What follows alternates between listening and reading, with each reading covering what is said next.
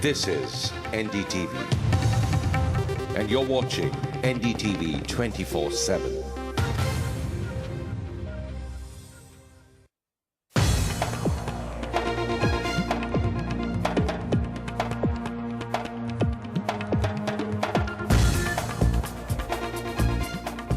Good evening and welcome to this special edition of We the People. In all the many ceaseless debates that continue to dominate our public discourse when it comes to the Kashmir conflict, many issues crop up. Most recently, the interlocutor's report on Kashmir, or the Panchayat elections that are currently being held. But in all these many debates, how often do you hear a debate around the story of the Kashmiri pandits? A community forced into exile from the 90s, and yes, getting token mentions from almost all politicians, separatists included. But have they ever really been at the center stage of the discourse?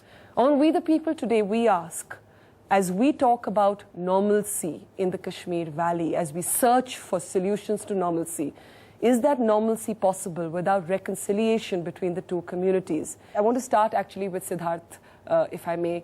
Siddharth, your book, The Garden of Solitude. Many people have already asked you whether, in a sense, it's autobiographical, because it does talk about a character who, like so many Kashmiri pandits, had to flee the valley in the 90s. It talks about the living conditions in a migrant camp. Well, I wish it was not autobiographical, but I never had literary ambitions, when I started. But, I was always burdened by this this image, is Holocaust-like image, I find myself on a cliff, on a Jammu-Srinagar National Highway as a young kid, and I look at this vast wasteland, and I see this array of this maze of labyrinth of canvas tents, erected.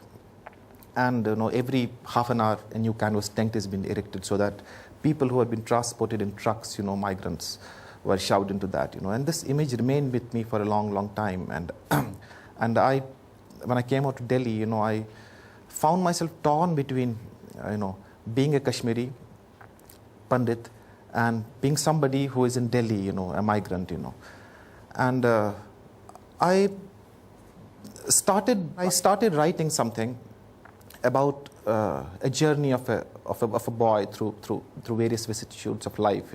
I saw 3 generations of people with 3 different sets of problems.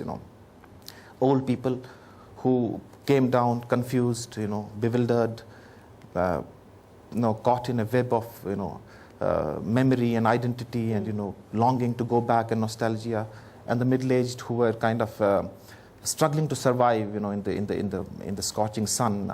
It was this image of an endless summer, an endless summer wherein there are 1,000 suns blazing on these Kashmiris who had come from an endless winter, And then the young people, the children of exile, who didn't know where they were. You've spoken about what you call, in a sense, the dementia of the old people. Yeah. There was this whole generation of old people, who seemed to have lost their memory, overnight, Or suppressed it, which is something that happened even in partition between India and Pakistan. Perhaps, people said it's just too painful to remember. Block it out. I'll give you an instance, while people in the 90s, before those terrible days, there was a gentleman in our neighborhood. He started talking in whispers and hushed tones because he didn't want to be heard, So when he came out to Jammu, he couldn't get out of that habit of talking in hushed tones. The people told him, what is wrong with you?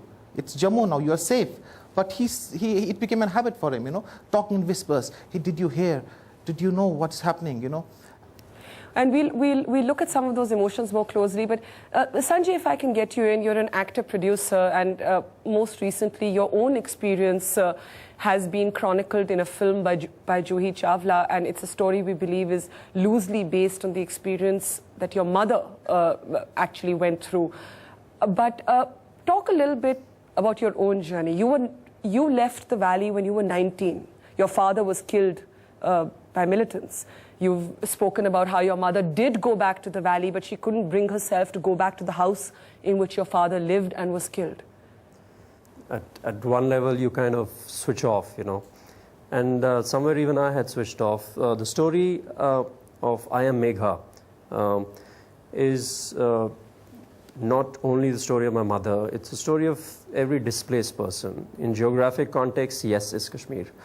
But how do you feel when you are displaced? And we've kept away from migration. Migration happens out of choice also sometimes. You migrate to greener pastures. Yeah.